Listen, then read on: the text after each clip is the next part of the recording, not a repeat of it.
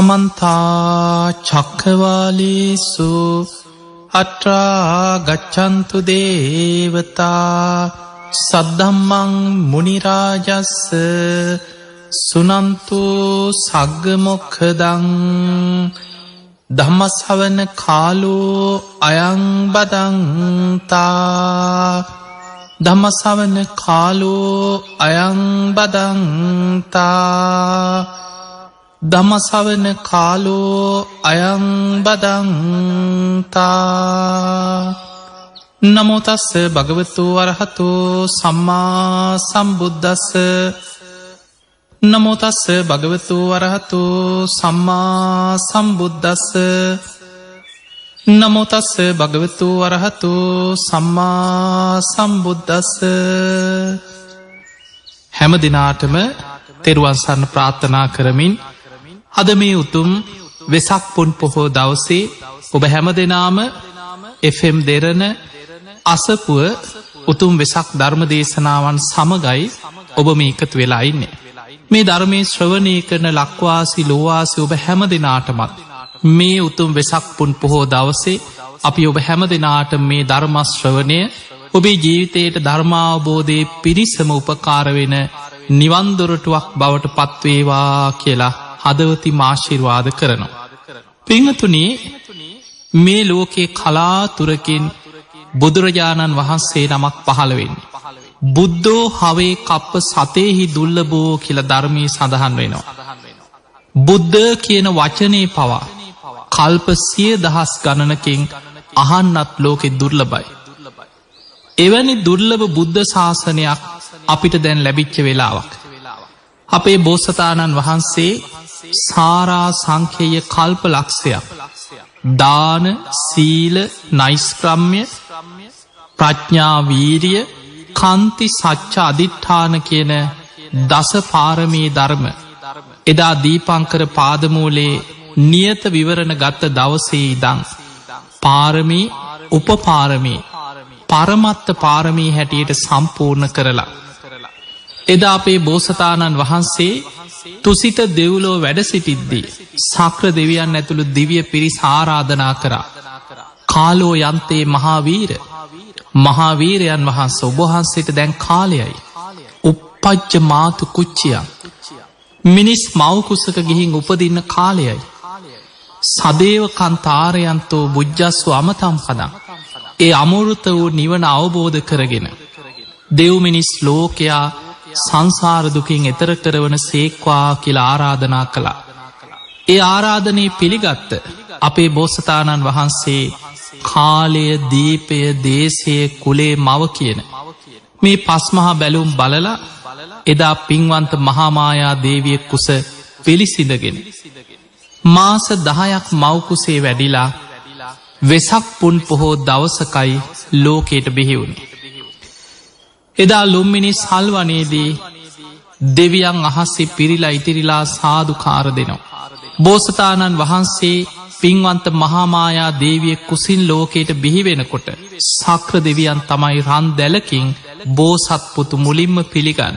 ඊළඟට සතරවරන් දෙවියන්ගේ අතට පිළිවලින් පත් කරලා බෝසත් අම්මගේ අතට පුතාව දෙනවා. දේවිය බොහෝම සතුටට පත්වෙන්න. මහා පින්වන්ත කුමාරයෙක් ලෝකෙ පහළ වුණා කියලා පින්වන්ත මහාමායා දේවියගේ අතට අපේ බෝසතාණන් වහන්සේව මේ බෝසත් පුතාව ලබා දෙද්දී පුංචි සිරිපතුල දිගු කරන්නේ පොළොව දිහාවට. පොළොවේ තබන්න පෙරම පොළොවෙන් නෙළුම් මලක් මතුවෙනවා. උතුරු දිසාවට පියවර 7ක් ගමන් කරනවා. පියවරෙන් පියවර නෙළුම් මල් පහළ වෙනවා. සිංහනාදයක් කරා උතුරු දිසාවට පියවර 7ක් ගමන් කරලා අග්ගෝ හමස්මි ලෝකස්ස, ජෙට්ටෝ හමස්මි ලෝකස්ස, සෙට්ටෝ හමස්මි ලෝකස්ස, අයමන්තිමා ජාතේ නත්ති දහනි පුනබ්බව. මමයි මේ ලෝකෙ අග්‍රතම කෙනා, මමයි මේ ලෝකෙ ජේෂ්ඨතම කෙනා, මමයි මේ ලෝකෙ ශ්‍රේෂ්ඨතම කෙනා. මේ මගේ අන්තිම ඉපදීමයි, මේන් මතු ඉපදීමක් නැත කියලා සිංහනාදයක් කරගෙනමයි අද වගේ වෙසක් පුන් පොහෝ දවසක එදා අපේ බෝසතාණන් වහන්සේ ලුම්මිනි සල්වනේදී මේ ලෝකයට පහළ වුණේ. වෙසක් පෝය වැදගත් වෙන්නේ අපේ බුදුරජාණන් වහන්සේගේ ජීවිතයේ සම්බුදු තෙමගුල යෙදීම නිසා.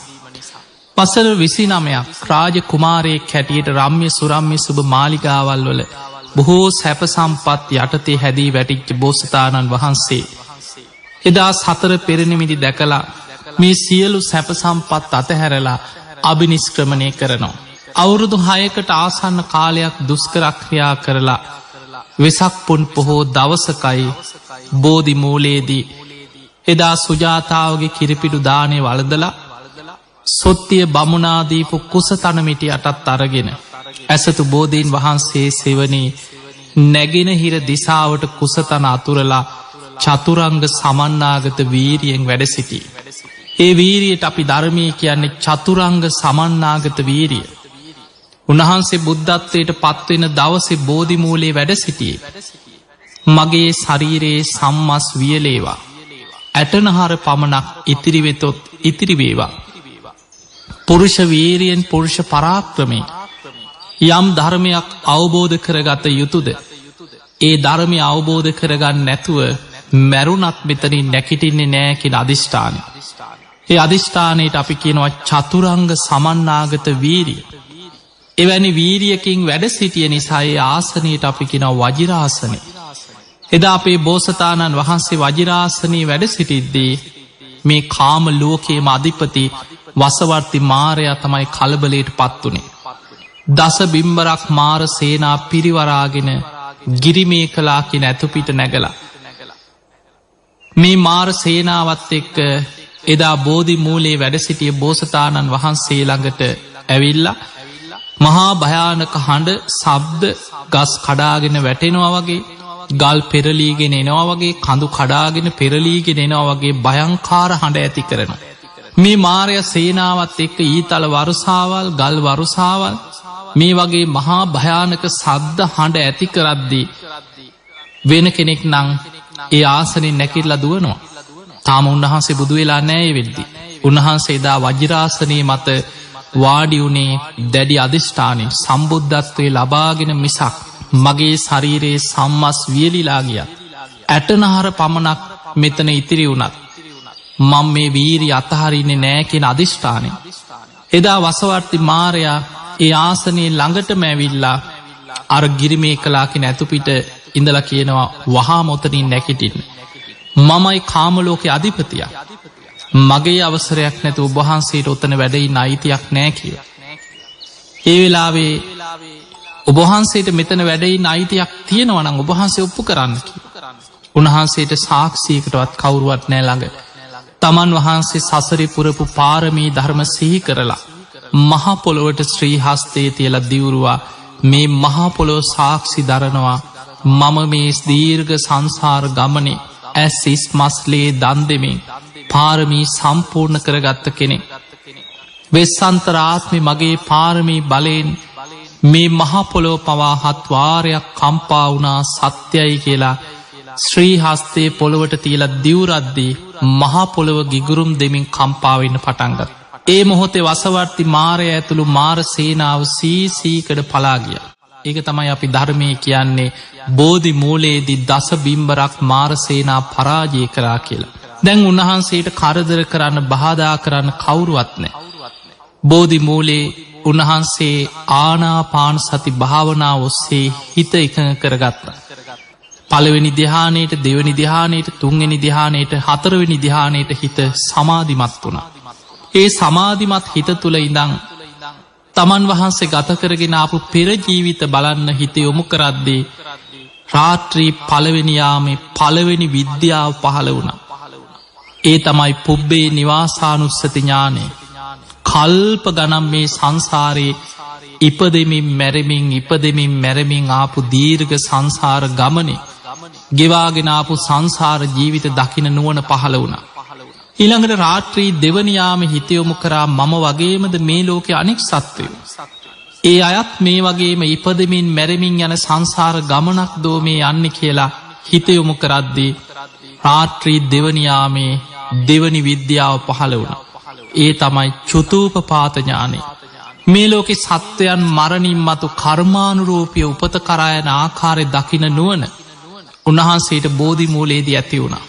උන්වහන්සේ ඒ තුළ ඉඳන් මේ සතරාපාය වැටි වැටි ඉපදෙමින් මැරමින් ලෙඩරෝග කායික දුක් මානසික දුක් සුසුම් හෙලීම් සෝක පරිදේව දුක්ඛ දෝමනස් උපායාස එක්ක මේ සත්වයන් සසරේ විඳින දුක බෝධි මූලයේදී විමසන්න පටන් ගත්තා. මොකක්ද මේකට හේතුව? ඇයි මේ සත්වයන් ජරා මරණ දුකට පත් වෙන්නේ? ඉපදීමක් නිසායි ජාතිපච්චයා ජරා මරණ. ඇයි මේ සත්වයන් උපදින්නේ? භවපච්චයා ජාති භවය නිසායි උපදින්නේ. එහෙමනම් භවයට හේතුව මොකක්ද? උපාදාන පච්චයා භව. මේ විදිහට පටිච්ච සම්පාද ධර්මය අනුලෝම වශයෙන් ප්‍රතිලෝම වශයෙන් බෝධි මූලයේදී උන්වහන්සේ විමසන්න පටන් ගත්තා. එදා උන්වහන්සේ පටිච්ච සම්පාද ධර්මය අනුලෝම ප්‍රතිලෝම වශයෙන් විමසලා අවසන් වෙනවා සමගම රාත්‍රී 3 වෙනි යාමේ අවසන් වේගෙන යද්දී නැගෙන හිරෙන් අරුණෝදේ මතුවෙනවා සමගම බෝධි මූලයේදී හිත කෙලෙසුන්ගේ මිදිලා කිසිම ගුරුවරයෙකුගේ උපදේශයක් නැතිව අද වගේ වෙසක් පුන් පොහෝ දවසක හිමිදිරි උදෑසන ලෝතුරා සම්මා සම්බුද්ධත්වයට පත් වුණා. පිංහතුනී වෙසක් පුන් පොහෝ දවස අපිට වැදගත් වෙන්නේ අපේ බුදුරජාණන් වහන්සේ සම්මා සම්බුද්ධත්වයට පත්වෙච්ච දවස බෝසත් පුතෙක් හැටියට ලුම්මිනි සල්වනයේදී මේ ලෝකයට බිහිවෙච්ච දවස. ඒ වගේමයි බුදුරජාණන් වහන්සේ බුද්ධත්වයට පත්වෙලා සත්සතිය ගත කරලා එදා ඇසලපුන් පොහෝ දවසේ ධම්මචක්ක දේශනාවෙන් දහම් ගඟ ලෝකයට විවර කරා. එදා ඉඳම් බුදුරජාණන් වහන්සේට විවේකයක් නෑ. උන්වහන්සේ දවසේ පැය 2කටත් අඩු කාලයක් සිංහසේයාවෙන් සැතපෙන්. හිමිදිරි උදෑසන මහා කරුණා සමාපත්තියේ ලෝකෙ දිහා බලනවා කාට දදමම් පිහිටවෙන්. යොදුන් ගනම් පින් ඇති අය හොයාගෙන බුදුරජාණන් වහන්සේ වැඩම කරනවා. ඒ අයට මේ ධර්මය කියල දෙනවා. නිවන් අවබෝධයට සසර පින් කරපු අය කොයි තරන් දුර ඇත හිටියත් බුදුරජාණන් වහන්සේ අය හොයාගෙන වැඩම කරලා ඒ අයට දහම් දෙසනවා. උන්වහන්සේ වෙනුවෙන්ම පැවිදි වෙච්ච භික්ෂු භික්ෂුණීන් වෙනුවෙන් භාවනා උපදෙස් දෙනවා, විනය නීති පනවනවා, ධර්ම දේශනා කරනවා. රාත්‍රී කාලේ දෙව් බමුණු දෙසා උන්වහන්සේගේ කාලය වෙන් කරා.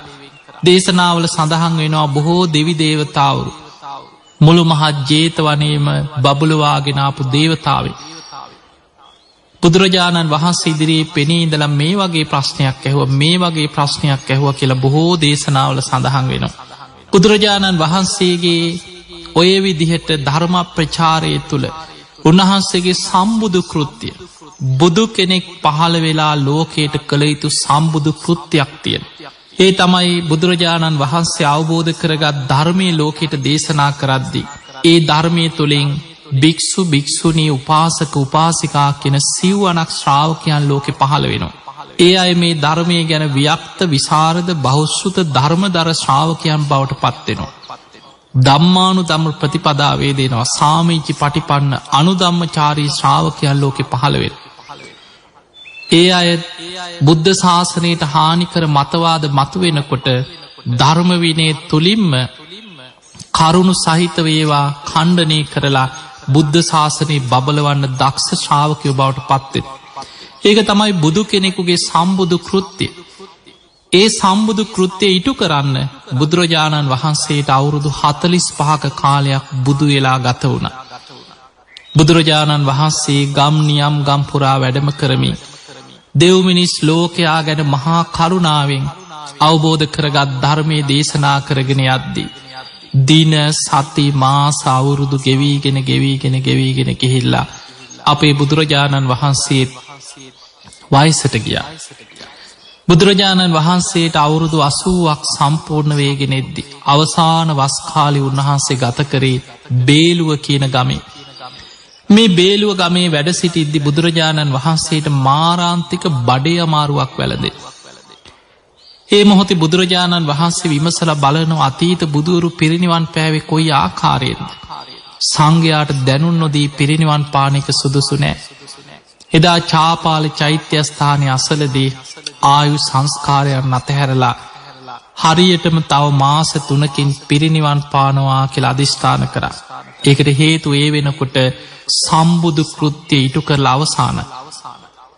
එදා අපේ බුදුරජාණන් වහන්සේ ආනන්ද හාමුදුරුවෝ සමග මල්ල රජදරුවන්ගේ උපවර්තන ශාල වනෝද්‍යානය කරා වැඩම කරලා සල්ගස් දෙකක් අතර උතුරට හිසලා සිංහ සෙයියාවෙන් සැතපීලා වෙසක් පුන් පොහෝ දවසක හරියටම මීට අවුරුදු 2564කට පෙර අද වගේ වෙසක් පුන් පොහෝ දවසකයි අපේ බුදුරජාණන් වහන්සේ සම්බුදු කෘත්‍ය අවසන් කරලා මල්ල රජදරුවන්ගේ උපවර්තන ශාල වනෝද්‍යානයේ අනුපාදිශේෂ පරිනිර්වාණ ධාතුවෙන් පිරිනිවන් පාවදාලේ.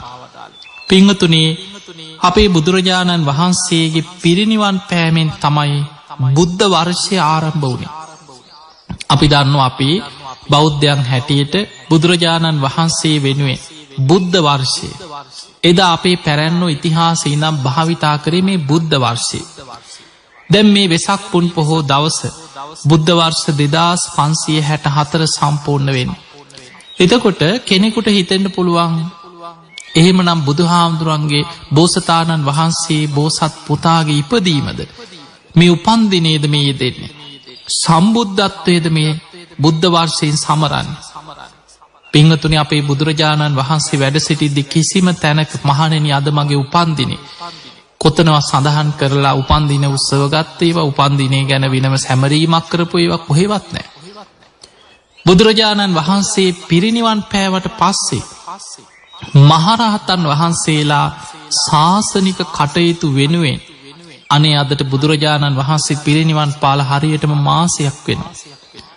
අද වගේ දවසකයි බුදුරජාණන් වහන්සේ පිරිනිවන් පෑවේ.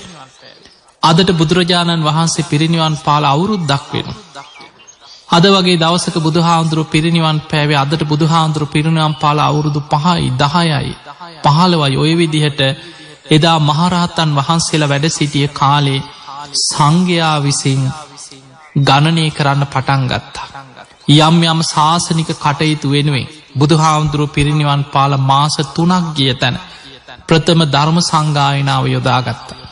බුදුරජාණන් වහන්සේ පිරිනිවන් පාලා අවුරුදු 100ක් සම්පූර්ණ වෙච්ච තැන දෙවනි ධර්ම සංගායනාව යොදාගත්තා.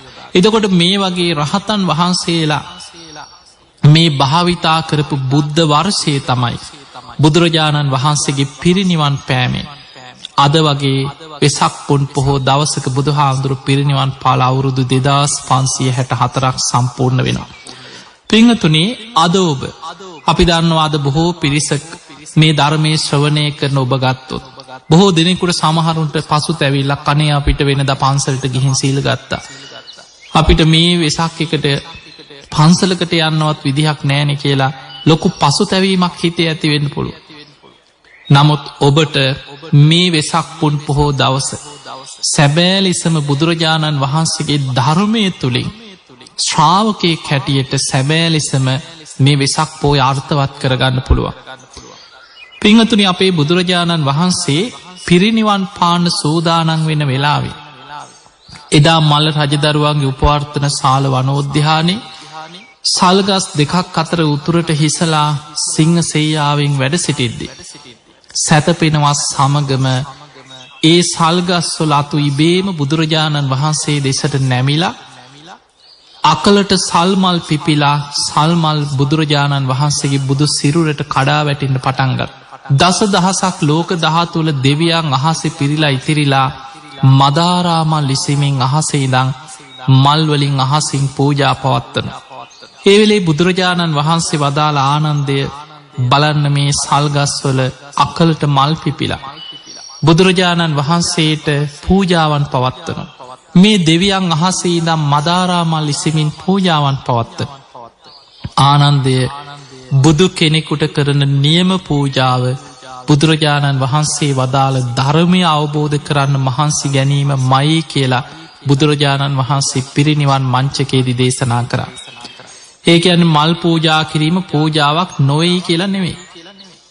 ආමිස පූජාවත් බුද්ධ පූජාවක් තමයි.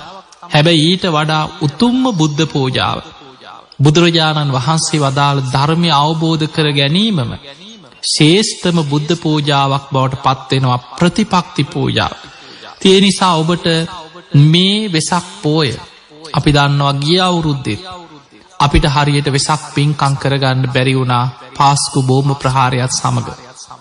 ගිය වෙසක් පෝය දවසෙත් බොහෝ පිරිසක් බයෙන් තැති ගැනීමෙන් ගෙවල්වලට වෙලා පන්සල්වොල්ට විහාරස්ථානවලට එකතු නොවී වෙසක් කාලෙ ගත කර. මේ වෙසක් පෝය දවසේ බොහෝ පිරිසකට අපි දන්නවා වෙසක් කාලේ එනකොට නොයෙක් පින්කං පන්සල්වල සෑවන්දනාවල් චෛත්‍ය පින්කම් බෝධිපූජා පින්කං සිල් වැඩසටහන් වෙන කවරදාටත් වඩා දහස් ගණන් සිල් ගන්න එකතු වෙන දවස. සාමාන්‍ය පෝයකට පන්සලේ 100ක් 200ක් සිල් සමාදන් වුණානම් වෙසක් පෝය දවසට 400-500ක් පිරිස සිල් සමාදන් වෙනවා. බොහෝ පිරිසක් ජීවිතේ අද ඉඳන් මං හැදෙනවා. අද ඉඳන් වෙනස් වෙනවා. අද ඉඳන් මේ වෙසක් පෝය දවසේ ඉඳන් මං හැමදාම සිල් ගන්නවා කියලා ජීවිතේ අලුතෙන් පටන් ගන්න හිතන දවසක් වෙසක් පෝය. පින්වතුනි ඔබට අද වගේ පුන් පොහෝ දවසක වෙසක් පුන් පොහොය දවසේ බුදුරජාණන් වහන්සේගේ ධර්මය තුලින් සැබෑ ලෙසම ඔබ කොහොමද බුදුන් දකින්න කියන කාරණය අද මේ ධර්ම දේශනාවෙන් අපි ඔබට කියලා දෙනවා. ඒ තමයි බුදුරජාණන් වහන්සේගේ බුද්ධ වචනේම බුදුරජාණන් වහන්සේ දේශනා කරා බොහොම ලස්සන දේශනා. මේක තියෙන්නේ සංඝාටි කන්න කියලා සූත්‍ර දේශනාව. සංඝාටි කන්න කියන්නේ සිවුරු කොනක එල්ලී යාම ගැන දේශනා කරපු දේශනාව. බුදුරජාණන් වහන්සේ වදාළ මහණෙනි ඔන්න ඒ කාලේ මේක උපමාවක්. එක භික්ෂුවක් ඉන්නවා බුදුරජාණන් වහන්සේ සිවුර පොරෝණ ආකාරයටම සිවුරු පොරවන්න පුරුදු වෙනවා. බුදුරජාණන් වහන්සේ සිරිපා තබමින් වඩින ආකාරය බලාගෙන ඉඳලා ඒ විදිහටම ඇවිදින්න පුරුදු වෙනවා.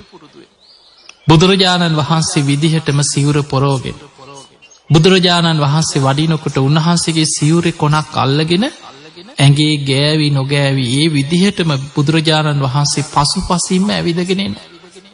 බුදුරජාණන් වහන්සේ වදාළ මහණෙනි මම විදිහටම සිවුරු පෙරෙව්වත් තථාගතයන් වහන්සේගේ සිවුර කොනක එල්ලිලා පසුපසින්ම ඇවිදගෙන ආවත් එයාගේ හිතේ ධර්මයේ නැත්නම් එයා සිල්වත් නැත්නම් එයා ධර්මාවබෝධයට අප්‍රමාදීව වීරිය වඩන්නේ නැත්නම් එයා බුදුරජාණන් වහන්සේට ගොඩාක් දුරින් ඉන්න කෙනෙක්. එයාට බුදුන් දකින්න බෑ කියලා. මහණෙනි යම් කිසි කෙනෙක් යොදුන් ගානක් ඈත ඉඳන් හරි බුදුරජාණන් වහන්සේ වදාළ ධර්මයේ හැසිරෙන්න මහන්සි ගන්නවා. සමහර වෙලාවට බුදුන් දැකලත් නෑත පළාතක ජීවත් වෙන. එයා කාගෙන් හරි බණපදයක් අහලා හිතනවා මං සිල්වත් වෙනවා. එයා බොහොම උත්සාහයෙන් වීරියෙන් ශික්ෂාපද රැකගන්න මහන්සි ගන්නවා. එයා නිතර බුදු ගුණ සිහි කරනවා, ධර්මයේ ගුණ සිහි කරනවා, සංඝ ගුණ සිහි කරනවා, භාවනා කරනවා, ගුණ ධර්ම පුරනවා. තමන්ගේ ජීවිතයේ අකුසල් වලින් වළක්වගෙන කුසල් වඩන්න උත්සාහයක් ගන්න. බුදුරජාණන් වහන්සේ වදාළ මහණෙනි යා කොයිතරම් දුර ඈත හිටියත් එයා බුදුරජාණන් වහන්සේට ළඟින්ම ඉන්න කෙනෙක්. ඇයි එයාගේ හිතේ ධර්මයේ තියෙනවා. එයා ධර්මයේ දියුණු කරන්න, අවබෝධ කරන්න අප්‍රමාදී උත්සාහයක් ගන්න. එයා බුදුන් දකින්න කෙනෙක්. එහෙමනම් බුදුරජාණන් වහන්සේට ලං වෙන්න පුළුවන් ධර්මයේ. බුදුරජාණන් වහන්සේව දකින්න පුළුවන් ධර්මයේ. ඔබ අහලා තියෙනවා එදා බුදුරජාණන් වහන්සේ වැඩ සිටියේ කාලේ හිටපු වක්කලි හාමුදුරුවෝ ගැන. මේ වක්කලී කියන තරුණයා බුදුරජාණන් වහන්සේගේ රූපයට වශී වෙලා. පුදුම ලස්සන රූපයක් නෙමේ. බුදුරජාණන් වහන්සේ තුළ පවතිනවා මහා පුරුෂ ලක්ෂණ. බුදු කෙනෙක් දහම් දෙසනකොට සතර දළදාගින් සුදු පාට බුද්ධ රශ්මියක් විහිදෙන. ඒ සුදු බුදු රැස සිරස වටා තුන් වලල්ලක් ප්‍රදක්ෂිනාවෙල අහසට පැන නගින.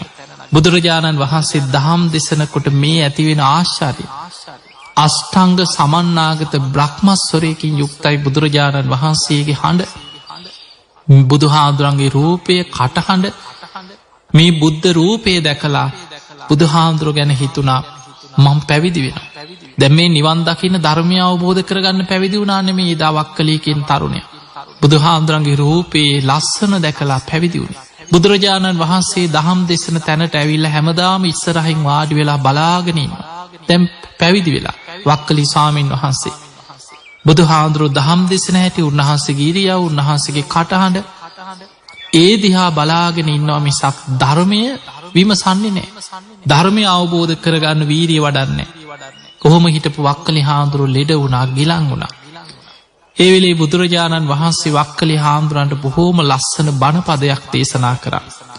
එදා බුදුරජාණන් වහන්සේ වක්කලි හාමුදුරන්ට කියනවා කින්තේ වක්කලි මිනා පූති කායින දිත්තේ.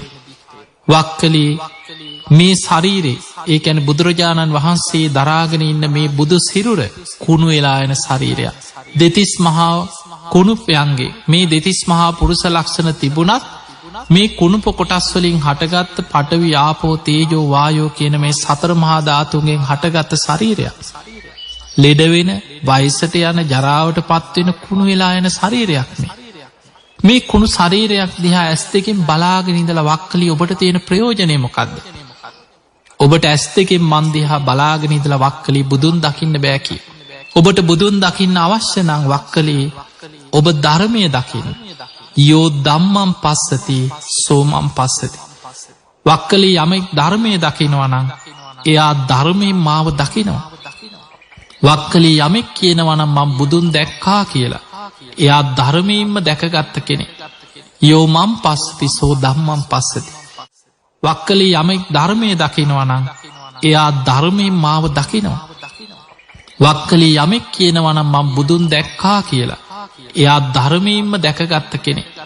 යෝ මං පස්සති සෝ ධම්මං පස්සති. ඒ නිසා පින්වතුනි ඔබට අපි දන්නවා මේ වෙනකොට මුළු ලෝකේ පුරාම පැතිරීගෙන යන මේ වසංගත මහා භයානක වසංගතයත් එක්ක මේ අපේ රටට ගමකට නගරයකට පමණක් සීමා වෙච්ච ප්‍රශ්නයක් නෙමෙයි, මුළු ලෝකෙම අසරණයි. ලෝකෙ මහා බලවත් රටවල්, දියුණු රටවල් මේ වසංගතය ඉදිරියේ කර කියාගත දෙයක් නැතුව අන්ත අසරණ භාවයට පත් වෙලා එක දවසකට 3-4,000 මරණයට පත් වෙනවා සමහර දියුණු රටවල. මේ වෙනකොට ලෝකයේ ලක්ෂ ගාණක් මිනිස්සු, ලක්ෂ 2කට අධික විශාල පිරිසක් මේ වෙනකොට මේ වසංගතයෙන් මිය ගිහිල්ලා. ලක්ෂ 35කට ආසන්න පිරිසක් මේ වෙනකොට මේ රෝගයේ ගොදුරු බවට පත් වෙලා. දවසින් දවස ලෝකයේ කොහේ හෝ රටක, කොහේ හෝ ගමක ප්‍රදේශයක වේගයෙන් මේක පැතිරෙමින් ලෝකේ පුරාම පැතිරීගෙන යන මහා භයානක වසංගතය. ලෝකෙ දියුණු රටවල් පවා මේ වෙනකොට සම්පූර්ණයෙන්ම වැඩ කටයුතු නවත්තලා ඒ අයගේ ගමන් බිමන්, පොදු ප්‍රවාහන සේවා, ලෝකේම ගුවන් ගමන් නවත්තලා.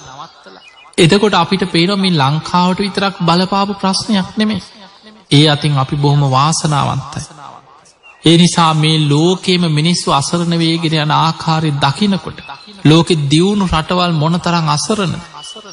ඒ නිසා පින්වතුනි දියුණුව තිබුණා කියලා සමහර වෙලාවට කෙනෙක් හිතාගෙන ඉන්නේ නැති. දැන් ලෝකෙ දියුණුයි, දැන් විද්‍යාව දියුණුයි, කරන්න බැරි දෙයක් නැහැ. මොනතරම් තාක්ෂණීය වෛද්‍ය උපකරණ දැන් කොච්චරනම් මේ විශ්වය ගැන ගවේෂණ කරනවා, මොනතරම් දේවල් හොයාගන්නවද? හැබැයි ඔබට පේනවා ස්වභාව ධර්මයේ ඉදිරියේ මුළු ලෝකයාම අසරණ වෙච්ච ආකාරය. ඒ නිසා පින්වතුනි මේ මොහොතේ ඔබ අප්‍රමාදීව ධර්මයේ දියුණු කරන්න මහන්සි ගන්න. අපිට ලෝකේ වටිනාම දේ ලැබිලා තියෙන. ඒ තමයි බුද්ධ ශාසනය. අපිට මොන ප්‍රශ්න තිබුණා මේ දිනවල ඔබට ප්‍රශ්න වැඩි අපි දන්නවා. ඔබට විතරක් නෙවෙයි මුළු ලෝකයාටම, හැම දිනාටම ඒ පීඩනේ සමහරලාට වෙනද හොඳට කාපු බීපු අය අද සල්ලි තිබුණත් කන්න දෙයක් නැති වෙන්න පුළුවන්. ඔබට වෙනද වගේ රසට වෑංජන ගොඩක් හදාගෙන වෙනද වගේ ඔබට එහෙම ඇවිදලා ඔබට අවශ්‍ය විදිහට පළතුරු වර්ග, රසකාරක වර්ග මේ හැම දෙයක්ම අද හොයාගන්න බැරි වෙන්න පුළුවන්. නමුත් ලද දෙයින් සතුටු වෙන්න පුරුදු වෙන්න. ඒ වගේම ඔබට මේ මොහොතේ බුදුරජාණන් වහන්සේගේ ධර්මයේ තුලින් ඔබ අප්‍රමාදීව ධර්මයේ දියුණු කරගන්න මහන්සි ගන්න. පින්වතුනි කාලෙන් කාලෙට මේ වගේ විපත් ව්‍යසන ලෝකේ පුරායිනවා. අපේ බුදුරජාණන් වහන්සේ වැඩ සිටියේ කාලේ කොයිතරම් ඔය වගේ සිදුවීම් ධර්මයේ සඳහන් වෙනවද? ජාතක පොත් වහන්සේ තුල විශාල ප්‍රමාණයක්. සමුද්‍ර වාණිජ ජාතකයේ සඳහන් වෙනවා මුහුදු ගොඩ ගැලීමක් තුල ඇතිවෙච්ච දූපතක් සම්පූර්ණයෙන් විනාශ වෙලා ගිය සිදුවීම. අපි සුනාමි ව්‍යසනයෙන් පස්සේ ඒ ගැන වැඩිපුර කතාවුන් බලන්න ලෝකයේ එක පැත්තකින් ගං වතුරෙන් එක්කො මුහුදු ගොඩ ගැලීමක් එක්කො භූමි කම්පාවක් එක්කො ගිනි කඳු පුපුරනවා සමහරලාට සුලිසුලං කුණාටු එක්කො වසංගත රෝග මේක තමයි ලෝකයේ ස්වභාවය. ඒ නිසා අපි කවුරුත් ඔබත් මමත් අපි සියලු දෙනා ජීවත්වෙන්නේ අපිට ඕන විදිහට පාලනය කරන්න පුළුවන් ලෝකික නෙමෙයි අනාත්මයි. බුදුරජාණන් වහන්සේගේ ධර්මය තුළින් අපිට පෙන්නුවේ අනිත්‍ය දුක්ඛ අනාත්ම කියන ත්‍රිලක්ෂණය. මේක තමයි ලෝකේ පුරාම දකින්න තියෙන ලක්ෂණය. මේ හැම දෙයක්ම වෙනස් වෙන අනිත්‍යයි දුකයි අනාත්මයි. අනාත්මයි කියන්නේ තමාගේ වසඟේ පවත්වන්න පුළුවන්කමක් නැහැ. මේ දේ මෙසේ වේවා මෙසේ නොවේවා කියලා අපිට ඕන විදිහට කිසිම දෙයක් තමන්ගේ වසඟේ පවත්වන්න පුළුවන්කමක් නැහැ. ඒ නිසා ඔබට මේ මොහොතේ ධර්මයේ තුලින් හිත ශක්තිමත් කරගන්න. ලාභ වගේමයි අලාභ ලැබෙනවා. සැප වගේමයි ජීවිතේ දුක් දුම්නස් කරදර බාධා ඇති වෙනවා. යස ආයස නින්දා ප්‍රශංසා මේ අෂ්ටලෝක ධර්මයේ බුදුරජාණන් වහන්සේලාට පසේ බුදුරු මහරහතන් වහන්සේලා සක්විති රජවරු හිටියා. මේ ලෝකේ රජවරු හිටියා. මේ හැමෝගෙම ජීවිතවල ගත්තොත් අද පොළොව හාරලවත් කෙනෙක් හොයන්න නැහැ. ඒ නිසා අතීතේ මොන තරම් ඔබ වගේ මිනිස්සු ජීවත් වුණාද? අනාගත ඒ නිසා අතීත අනාගත වර්තමාන තුන් කාලයටම පොදු ධර්මතාවයක් මේ අෂ්ටලෝක ධර්මය. බුදුරජාණන් වහන්සේ මහා මංගල සූත්‍රයේදී දේශනා කරා පුට්ටස්ස ලෝක ධම්මේහි චිත්තං යස්සන කම්පති අසෝකං විරජං කේමං ඒතම් මංගල මුත්තම. පුට්ටස්ස ලෝක ධම්මේහි මේ ලෝක ධර්මතාවය ඉදිරියේ චිත්තං යස්සන කම්පති කෙනෙක්ගේ හිත කම්පාවට පත්වෙන්නේ නැත්නම් අසෝකං විරජං කේමං විරාජමානව නොසැලී බොහොම ශක්තිමත් හිතක් ඇති කරගන්න පුළුවන් නම් ඒ තම් මංගල මුත්තම. ඒක මංගල කාරණයක් කියලා. ඒ නිසා අටලෝ දහම ලාභ අපිට කාලෙකට හොඳට ලැබෙනවා. සමහරට ව්‍යාපාර දියුණු වෙනවා බලාගෙන ඉන්නේ නැද්දී ඉඩ කඩම් ගන්න හම්බ වෙනවා. රස්සාවල උසස් වීම ලැබෙනවා. මිල මුදල් හොඳට අතේ ගැවසෙන කාලෙ එන්න පුළුවන්. එතකොට කාලෙකට ලාභ ලැබෙනවා. හැබැයි කාලෙකට ලැබිච්ච දේවල් බලාගෙනින් නැද්ද විනාශ වෙලා යනවා. ලාභ වගේමයි අලාභ. ව්‍යාපාර කඩාගෙන වැටෙනවා. එක්කෝ ගින්නෙන් විනාශ වෙන්න පුළුවන්, සුලිසුලඟකින් විනාශ වෙන්න පුළුවන්, සොර සතුරු වදුරු. සමහරලාවට කවුරු හරි හතුරෙක් ඔබේ දේපල අත්පත් කරගන්න පුළුවන්. කාලෙකට ලාභ ලැබෙනවා වගේමයි ජීවිතේ අලාභ එනවා. සැප දුක කාලෙකට මිනිස්සුන්ට සැප සම්පත් ලැබෙනවා. කාලෙකට අන්ත දුක් විඳිනවා මිනිස්සු. නොසිතන විදිය කරදර මිනිස්සු කියනවා පුදුම කරදර. එක පිට හෙනගෙඩි පාත් වෙනවා වගේ කරදරමයි කියනවා ජීවිතේ. එතකොට ඒ වගේ කෙනෙක්ගේ ජීවිතේ පුදුමාකාර විදිහට සැප සම්පත් ලැබෙනවා වගේම දුකත් ඒ පසුපස සෙවණැල්ල වගේ එනවා. ලාභ අලාභ සැප දුක නින්දා ප්‍රශංසා සමහර කාලවලට මිනිස්සුන්ට ගුණ කියනවා වර්ණනා කරනවා. ඒ මිනිස්සු පුදුම විදිහට ඒ අයව බොහෝම ගෞරවයෙන් මල් පූජා කරලා මල් ලිහලා බොහොම ගෞරවයෙන් මල් මාල දාලා පිළිගන්න. කාලෙකට ඒ මිනිස්සුම බනිනවා නින්දා කරනවා කතා හදනවා ගරහනවා. එතකොට අර ගුණ කියපු කටවල් වලින්ම බැනුම් අහන්න සිද්ධ වෙන්නත් පුළුවන්. මේක තමයි ලෝකේ ස්වභාවය. නින්දා වගේමයි ප්‍රශංසාව. ඒ වගේම යසස කියන්නේ පරිවාර සම්පatti පිරිස් බලය.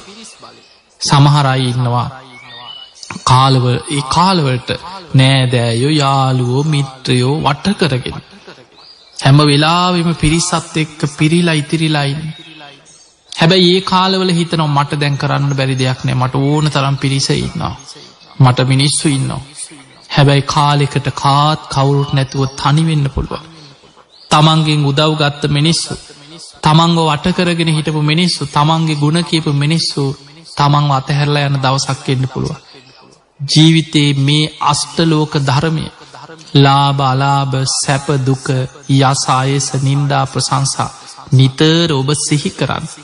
මේක තමයි ලෝක ස්වභාවය. ඔබ කැමති වුණත් අකමැති වුණත් මේ ලෝක ස්වභාවය අපි හැම දෙනාටම විටින් විට මේ ලෝකයේ මූණ දෙන්න සිද්ධ වෙන. සමහර වෙලාවට දවසක් හිනා වෙලා හිටියොත් සතියක් දෙක කඩන්න කාරණා කැරකිලා එනවා.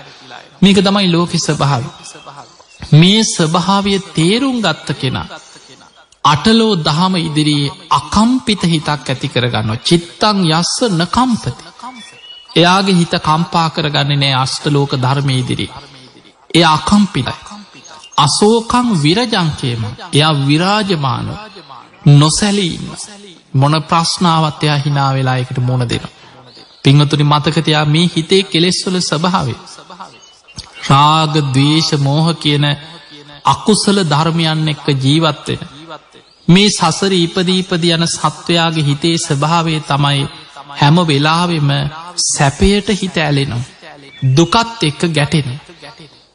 ඒ කෙලෙස් වල ස්වභාවය නිසාම ලාභ එනකොට, කීර්තිය එනකොට, සැපය එනකොට, යසස එනකොට ඒකට ඇලුම් කරනවා. ආස කරනවා. සමහරුන්ගේ හිත බොහොම උද්දාමයට පත්වෙනවා. මන් තරම් කෙනෙක් නෑ, කිරුමෙක් නෑ කියලා හිතනවා ඒ කාලවල. හැබැයි ඒවා කඩාගෙන වැටෙනකොට, අලාභ එනකොට, දුක තමන් කරා එනකොට, නින්දා එනකොට අයස ඉදිරියේ සම්පූර්ණ මනසින් කඩාගෙන වැටෙනවා. අනේ ඇයි මට මෙහෙම වුණේ? අපි ඉස්සර මෙහෙම ජීවත් වුණා. දැන් මට කාත් කවුරුත් නෑ කියලා සම්පූර්ණයෙන්ම මනසින් කඩාගෙන වැටෙනවා. මේ අටලෝ දහම ඉදිරියේ හිත හදාගන්න බැරි මිනිස්සු සමහරුන්ට පිස්සු හැදෙනවා. සමහරු සියදිවි හානි කරගන්න. නොයෙක් විදිහට ජීවිත අනතුරට පත් කරගන්න. ඇයි මේ ලෝක ධර්මතාවය තේරුම් ගන්න බැරිවි. එනිසා මතක තියාගන්න මේ ලෝක ධර්මතාවය ඉදිරියේ හිත කම්පා නොවී පවත්ව ගන්න පුළුවන්නම් අසෝකං විරජංකේම. එයාට විරාජමානව නොසැලී ඉන්න පුළුවන්න. ඒ තම් මංගල මුත්තමන්. ඒක මංගල කාරණයක් හැටියට බුදුරජාණන් වහන්සේ පෙන්න. ඔබට අහන්න ලැබෙන්නේ නැති පසුගිය කාලේ මේ වසංගතයේ ලෝකේ පුරා පැතිරීගෙන යනකොට සමහර රටවල, ලෝකෙ දියුණු රටවල, යුරෝපේ එක රටක අමාත්‍යවරයෙක් ඒ රටේ ආර්ථිකය කඩාගෙන වැටෙන ආකාරය සිහි කරලා කොහොමද මේක ගොඩගන්නේ කියලා ඇතිවෙච්ච මානසික කඩා වැටීමත් එක්ක සියදිවි හානි කරගත්තා. ඒ වගේම පසුගිය දිනවල ඇමරිකාවේ එක්තරා වෛද්‍යවරියක් මේ රෝගීන්ට ප්‍රතිකාර කරද්දී ඒ රෝගීන් අසරණ වෙන ආකාරය, මිය යන ආකාරය දැකලා ඇතිවෙච්ච මානසික කම්පනය මත සියදිවි හානි කරගත්තා. එතකොට මේ වගේ මේ ප්‍රශ්න ගැටලු ඉදිරියේ හිත හදාගන්න බැරි කෙනා සමහර වෙලාවට ජීවිතේ තමන් පරදි. හිත හදාගත්ත කෙනා කරදර, බාධා, ප්‍රශ්න මේ සියල්ල ඉදිරියේ චිත්තං යස්ස නකම්පති. අකම්පිත හිතක් ඇති කරගත්ත කෙනා ජීවිතේ ජයගන්න. ඒ නිසා පින්වතුනි, ලාභ අලාභ සැප දුක යස ආයස නින්දා ප්‍රශංසා ඉදිරියේ හිත ශක්තිමත් වෙන්න නම්, ශක්තිමත් හිතක් ඇති කරගන්න නම් ඔබ නිතර බණහන්.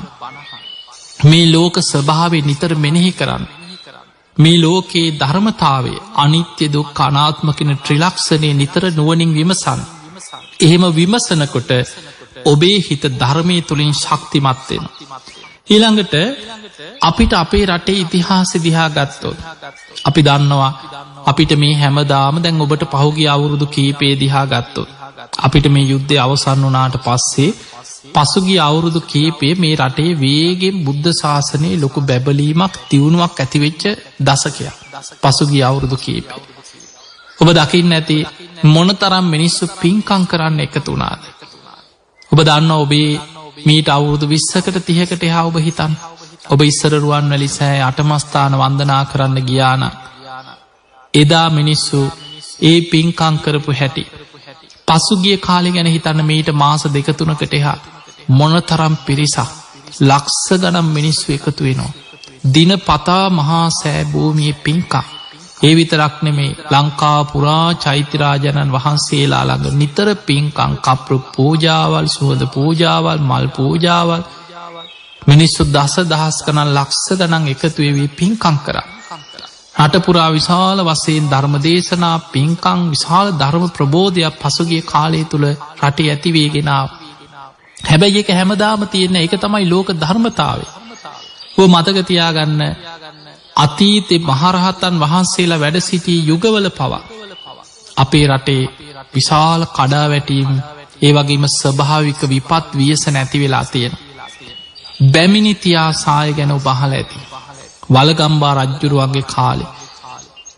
ඒ වලගම්බා රජ්ජුරුවන්ගේ කාලේ බැමිණි තියා සාය ඇති වෙනකොට දහස් ගණන් රහතන් වහන්සේලා වැඩ සිටිය කාලයක් එදා අපේ රටේ. අවුරුදු 12ක විශාල නියගයක් ඇති වුණා. මේ නියගේ ඇති වෙනකොට අවුරුදු ගානක් වතුර ටික නෑ, මිනිස්සුන්ට කන්න බොන්න නෑ, ගහක දෙයක් නෑ, ගෙඩියක් නෑ, සත්තු ටික මරාගෙන කෑව. අවසානයේ මිනිස්සු ගම් නගර අතහැරලා මුහුදු වෙරළා අයින්නට මිනිස්සු ගියා. ඒ මිනිස්සුන්ට කන්න බොන්න නැති වෙනකොට මිනිස්සු දරුණු වෙනවා. මිනිස්සුන්ව මරාගෙන ඒ කාලේ මිනිමස් කන කණ්ඩායම් පවා ඒ කාලේ හිටියා කියලා ඉතිහාස පොත්වල සඳහන් වෙනවා. එවැනි කාලයක සිතුල් පව්වේ වැඩ හිටිය 12000ක් මහරහතන් වහන්සේලා, තිස්ස මහාරාම මහා විහාරේ වැඩ හිටිය 12000ක් මහරහතන් වහන්සේලා, උන්වහන්සේලා ආහාර නැතිකම නිසාම යාල මහ වනාන්තරයේ මැද්දේ 24000ක් මහරහතන් වහන්සේලා පිරිනිවන් පෑවා. එතකොට අපිට පේනවා අපේ රටේ එවැනි ඉතිහාසයක් අපිට තිබිලා තියෙනවා. රහතන් වහන්සේලා වැඩ සිටිය යුගවල පවා විශාල නියඟ දුර්භීක්ෂ ඇති වුණා. ඒක කාටත් පොදුයි. කෙනෙක් රහත්ද නැද්ද, මෙයා පැවිද්දෙක්ද ගිහියෙක්ද, දැන් ඔබට පේනවා ඇති මේ වසංගත විපත් ලෝකේ පැතිරිලා යනකොට එයා සල්ලිකාරයද, එයා අගමැතිද. අපි දැක්කා එංගලන්තයේ අගමැතිටත් මේ රෝගේ හැදුනා. රාජකුමාරයෙකුටත් හැදුනා. එතකොට මෙයා රජපෞල කෙනෙක්ද, රාජකුමාරයාද, අගමැතිද, ඇමතිද, මෙයා සල්ලිකාරයෙක්ද, කෝටිපතියෙක්ද, මෙයා දුප්පතෙක්ද, මොන කුලේ කෙනෙක්ද, මොන ජාතිය කෙනෙක්ද, ඒ කිසි දෙයක් ස්වභාව ධර්මයත් එක්ක අයිති නැති දේවල්. ඒ නිසා මේ වගේ එදා අපේ ඉතිහාසය තුල ගත්තහම ඒ විතරක් නෙමේ, අවුරුදු 450කට ආසන්න කාලයක් පෘතුගීසි, ලන්දේසි, ඉංග්‍රීසි යුගවල මොන තරම් අපේ රටේ එදා දුක් ගැහැට පීඩන ඇති වුණාද. රුවන්වැලි මහා සෑය, අනුරාධපුරේ ජයශ්‍රී මහා බෝධි අටමස්ථාන අවුරුදු 200 ගානක් මහා වනාන්තරයක කැලේක වැහිලා ගියා. ඔබ අහලා ඇති ඒ කාලේ චන්ද්‍රභානු කාලිංග මාග 24000ක විශාල සේනාවක් අරගෙන වෙහෙර විහාර ගිනි තියමින්, පන්සල් ගිනි තියලා බෞද්ධයෝ හොයා මරමරා භික්ෂුන් වහන්සේලා මරමින් ගියා. අනුරාධපුරේ හිටපු බෞද්ධයන් හොය අතපය කැපුවා කියන සමහරුන්ව මැරුවා. මිනිස්සු අනුරාධපුර පොළොන්නරු පූජා භූමි නගර අතහැරලා මුහුදුබඩ පළාත්වලට ගියා. ඒ පූජනීය සිද්ධාස්ථාන මහා සෑයවල් අවුරුදු 200කට ආසන්න කාලයක් මහා වනාන්තරවල වැහිලා ගියා. කැලින් වැහිලා ගියා. ඔබ බලන්න අන්තර්ජාලයට ගිහිල්ලා 1864 රුවන්වැලි මහා සෑය අත් හොයාගන්නට මහා කැලේ මැද්දේ පස් කන්දක් වගේ ගස් හටගෙන ගරා වැටිලා පූජනීය සිද්ධාස්ථාන ඒ විදිහට තමයි ආයෙමත් මහා කැලෑ මැද්දේ තිබිලා හොයාගෙන ප්‍රතිසංස්කරණය කරලා අද වෙනකොට මේ වන්දනාමාන කරන මට්ටමට ආයෙවත් සංවර්ධනය කරලා හදලා ගත්තේ. ඒ නිසා කාලයකට බැබලෙනවා, කාලෙකට නොයෙක් විපත් ව්‍යසන ඉදිරියේ ඒ බැබලීම අඩු වෙලා නැති වෙලා යනවා. මේක තමයි ලෝකෙ ස්වභාවය. අපේ රටේ ඉතිහාසය දිහා ගත්තහම මේ හැමදාම හැම අවුරුද්දෙම වෙසක් පින්කම් කරලා නැහැ. ඔය වගේ කොච්චරනම් විපත් වලට මුහුණ දීපු කාල තිබිලා තියෙනවා. මොකද කෙනෙකුට හිතෙන්න පුළුවන් අනේ මේ පාර තමයි අපිට මේ වෙසක් නැති වුණේ. එක දිගට අවුරුදු 2ක් වෙසක් පින්කමක් කරගන්න බැරි වුණානේ කියලා හිතෙන්න පුළුවන්. අතීත ඉතිහාසෙ දිහා ගත්තහම නොයෙක් ආක්‍රමණ, සොලී ආක්‍රමණ වලට කීප වතාවක් මුහුණ දීපු රටක් අපි. ඒ වගේම ඉතිහාසය ඔබ දන්නවා එතනින් එහා ගත්තහම ඇතිවෙච්ච භීෂණ සමයවත්, විටින් විට රටේ ඇතිවෙච්ච භීෂණ යුග, 30 අවුරුදු යුද්ධ, ඒ නිසා මෙවැනි කලබල විපත් ඇතිවෙච්ච කාලවල පවා නොයෙක් පීඩාවල් ඇතිවෙච්ච යුග තිබුණා. ඒ නිසා මේ ඇතිවෙච්ච වසංගතය විශේෂයෙන් අපිට අපේ රටට මේ අපිට පමණක් බලපාපු දෙයක් නෙමේ මුළු ලෝකයාටම සිද්ධ වෙච්ච දෙයක්. ඒ නිසා ඔබ මේ මොහොතේ ශක්තිමත්වෙන් හිත රැකගන්න. විශේෂයෙන් බුදුරජාණන් වහන්සේ ධර්මය තුළින් පෙන්නන්නේ කය ලෙඩ වුණත් හිත ලෙඩ කරගන්න නැතුව හිත ධර්මය තුළ ශක්තිමත් කරගන්න කිය. මේ හිත රැකගත්ත කෙනා හිත ධර්මය තුළින් ශක්තිමත් කරගත්ත කෙනාට කායිකව කය පවා හොඳ මට්ටමක පවත්ත ගන්න පුළුව. බොහෝ කායික රෝගවලට හේතුව මානසික කඩා වැටි. එනිසා පින්වතුනි හිත ශක්තිමත් කරගන්න. ඒවගේම මේ කාලය තුළ ඔබ වෛද්‍ය උපදෙස් පිළිපදින්. විශේෂෙන් වෛද්‍යවරු මේ රෝගයෙන් බේරෙන්නේ කොහොමද දැම් බලන්න හිතන්නවත් පුළුවන් ක්‍රමයක්ද මේ කියල. සමහර විට මීට අවුරුද්ධකට එහා මාස 5-6කට එහා මේ කොරෝනා ගැන අහන්න කලින් කිව්වනං අනාගතයේ මෙහෙම ලෙඩක් එනවා. මේ විදි අසනීපයක් සමහරලාවට කිඹුහුමක් යනකොට ඒක බෝවෙන්න පුළුවන්.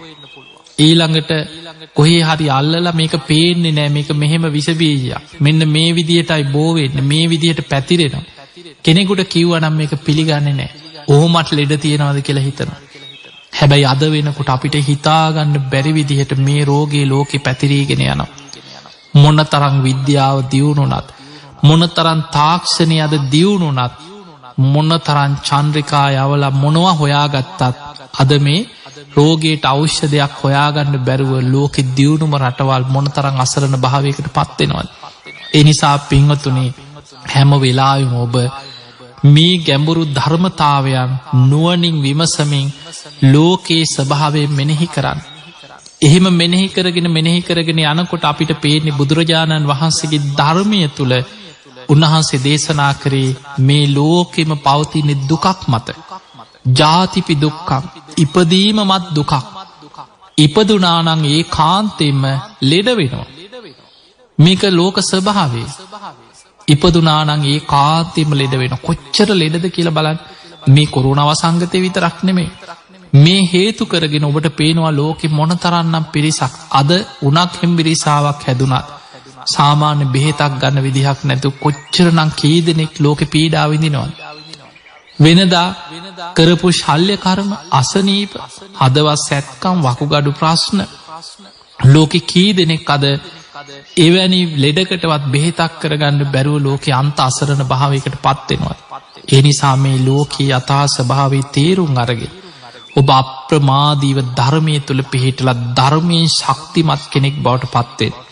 ඒවගේම පින්වතුනි මේ යුගේ ඔබට ඔබේ පෙරපින බලවත් කර ගැනීම ඉතාම වැදගත්.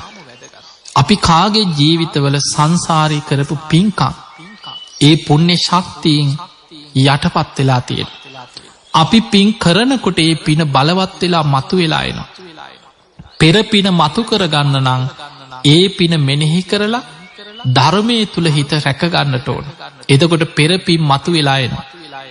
ඒ පිණිස බුදුරජාණන් වහන්සේ අපිට පෙන්නවා භාවනාවක් පවා. ඒ තමයි ත්‍යාගානුස්සති භාවනාව. දැන් ඔබට මේ කාලේ තුළ දැන් එලියට බැහැල ලොකු පින්කම් කරගන්න බැරි වුණාට ඔබට හිතෙන්ට ප්ලානය අපිට දානයක් දී ගන්න විදිහක් නෑ. ඉස්සරනම් පන්සලට දාන ගෙනනිච්චා දැන් එහෙම පින්කමක්කත් කරගන්න බෑ කියලා බැරි දේවල් ගැන හිත පසුතැවෙන්න එපා. පුළුවන් විදි කරපු පින්කං හිතන් පුළුවන් පුංචි දේහරි කරන්න. බුදුහාමුදුරුවෝ පෙන්වා මහණෙනි උයා පිහාගත්ත ඉඳුල් භාජනයක් හෝදලා විසිකරත් හිතන්න මේ ඉදුල් වතුර ටික මහ පොළොවේ ඉන්න ප්‍රාණියෙකුට ආහාරයක් වේවා. ඒකත් දානමේ පින. එක සතෙකුගේ කුසගින්න නිවන්න පුළුවන්න ආත්ම 100ක් ආනිසංස ලැබෙන පිනක් කියන. ඒ නිසා ඔබට පුළුවන් ආකාරය ඔබට විශාල පින්කම් කරගන්න බැරි වුණත් ඔබේ අසල් වැසිය ගැන ඔබට හොයලා බලන්න පුළුවන්. කෙනෙක් ඔබේ නිවස අසල ඉන්න පුළුවන් හරියට එදා වේල හොයාගන්න බැරුව අපි දන්නවා අපේ රටේ ගොඩාක් මිනිස්සු සමහරට කුලී වැඩක් කරලා එදා දවසේ කීයක් හරි හොයාගෙන යැපිච්ච මිනිස්සු ඉන්නවා. අද මේ වෙනකොට මේ ඇදිරි නීතිය මේ ප්‍රශ්න මේවත් එක්ක ආහාර ටිකක් හොයාගන්න බැරුව සමහර වෙලාවට ලෙඩකට අසනීපයකට බෙහෙතක් ගන්න බැරුව ඉන්න පුළුවන්. ඔබට පින් කරගන්නවා නම් ඕන තරම් අවස්ථාව තියෙනවා. එනිසා පිංහතුනි මේ මොහොතේ හිත රැකගන්න. පුළුවන් තරම් පින් දහම් කුසල් දහම් රැස් කරගන්න. නිති පන්සිල් රකිින්. ඒවගේම විශේෂෙන් මෙවැනි විපත් වියසන ඇතිවෙච්ච කාලවල. අපි දන්න අපේ ධර්මය ඉතිහාසය සඳහන් වෙනවා විශාලා මහනුවර. රෝග දුරුභීක්ෂ අමනුස්ස කියන මේ තුම්බි ඇතිවෙච්ච වෙලාවේ. එදා බුදුරජාණන් වහන්සේ විශාලා මහනුවරට වැඩම කරලා උතුම් රතන සූත්‍ර දේශනාව දේශනා කරේ. ඒ නිසා ඔබ මේ දිනවල හැමදාම නිවෙස්වල තුනුරුවන් වන්දනා කරලා බුදුරජාණන් වහන්සේ උදෙසා මලක් පහනක් ගෙදර පූජා කරලා බුදුන් ඇඳලා රතන සූත්‍රය කියන්න. මේ රතන සූත්‍රය කියන්නේ කෝටි ලක්ෂයක් සක්වල ආඥා පිහිටෝපු බලවත්ම දේශනා. ඒ දේශනාවේ ආශිර්වාදය ලබාගත්. ඒ නිසා රටක් වසේ එකම වෙලාවක හැමෝම දිනපතා බුදුන් ඇඳල රතන සූත්‍රය කියන්න පුරුදුවෙන්. මේක දිගට පුරුද්දක් හැටියට ඇතිකරගන්න ඉස්සර ඔබේ පැරැන්න. අපේ රටේ ආච්චිල සියලක් තුන් සූත්‍ර කටපාඩා. නිතර බුදුන් ඇඳල තුන් සූත්‍ර කිව පිරික්කිව. ඒ නිසා මේ හොඳ පුරුදු යහපත් පුරුදු ඇතිකරගෙන අද මේ වෙසක් පුන් පොහෝ දවසේ හිත රැකගන්න. හිත ශක්තිමත් කරගන්න. මම අටලෝ දහම ඉදිරියේ කම්පා නොවෙන. හිතක් ඇති. මේ හැමදේකම යථා ස්වභාවේ ධර්මය තුළින් හොඳට තේරුම් අරගෙන ජීවත්වෙන කෙනෙක් බවට පත්වෙන. ඒ වගේ බුදුරජාණන් වහන්සේගේ ධර්මය නිතර බණහන්න පුරුදුවෙන අදෝන තරම් බණහන්න අවස්ථාව තියෙනවා. ඔබට බණහන්න බණපොත්පත් කැසට් සීඩී අද කොච්චර ඔබට ධර්මය අන්තර්ජාලය කොයි තරම් බණ තියෙනවා. ධර්මය අහන කෙනෙකුට ධර්මය හොයන කෙනෙකුට ඕන තරම් අවස්ථාව තියෙන. පුංචි භාවනාවකට හරි පුරුදුවේ අඩුගානෙ බුදුගුණ ටිකක් හරි හිතන්. නිදාගන්න ගිහිල්ලා මෛත්‍රී භාවනාව පුරුදු කරගන්න. එහෙම පින් කරනකොට ඔබේ පෙරපින බලවත් වෙලායනවා. පෙර සසරි කරපු යම් පින් ඇද්ද යටපත්වෙච්ච ඒවා බලවත් වෙලා මතු වෙලායනවා. ඒ නිසා ඔබ හැම දෙනාටම අපි අද මේ වෙසක් පුන් පොහෝ දවසේ හදවති මාශිර්වාද පෙර සසරකල යටපත් කරගෙන නෝපන් අකුසල් නෝපදෝන විදිහට ප්‍රහාණය කරගෙන උපන් කුසල් බලවත් කරගෙන නෝපන් කුසල් උපදවාගෙන අප්‍රමාදී ඔබ හැම දෙනාටම උතුම් ධර්මයම දියුණු කරගන්න ධර්මයම අවබෝධ කරගන්න වාසනාව ලැබේවා කියලා අපි ආශිර්වාද කරනවා. අවසාන බුද්ධ වචනේ නිතර හිතන්. අද වගේ වෙසක් පුන් පොහෝ දවසක අපේ බුදුරජාණන් වහන්සේ පිරිනිවන් පාදි දේශනා කරේ මහණෙනි මේ සියලු සංස්කාර අනිත්‍යයි. අප්‍රමාදේන සම්පාදේත. අප්‍රමාදීව කුසල් වඩන්න කියලා මීට අවුරුදු 2564කට පෙර අද වගේ වෙසක් පුන් පොහෝ දවසක මල්ල රජදරුවන්ගේ උපවර්තන ශාල වනෝද්‍යානයේදී අපේ බුදුරජාණන් වහන්සේ අනුපාතිශේෂ පරිනිර්වාණ ධාතුවෙන් පිරිනිවන් පාවදාන. ඒ නිසා ඔබ හැම දෙනාටමත් අප්‍රමාදීව සද්ධාදී ගුණ ධර්ම දියුණු කරගෙන උතුම් වූ ධර්මයම අවබෝධ කරගන්නම වාසනාව ලැබේවා ලැබේවා ලැබේවා කියලා අපි හැම දෙනාටම ආශිර්වාද ප්‍රාර්ථනා කරනවා. ආකාසට්ඨා ච බුම්මට්ඨා දේවානාගා මහිද්దికා පුඤ්ඤන්තං අනුමෝදිත්වා චිරන් රක්ඛන්තු ලෝක සාසනං. ආකාසට්ඨා ච බුම්මට්ඨා දේවානාගා මහිද්దికා පුඤ්ඤන්තං අනුමෝදිත්වා චිරන් රක්ඛන්තු දේශනං. ආකාසට්ඨා ච බුම්මට්ඨා දේවානාගා මහිද්దికා පුඤ්ඤන්තං අනුමෝදිත්වා චිරන් රක්ඛන්තු ත්වං සදා. හැම දිනාටම සම්මා සම්බුදු සරණයි.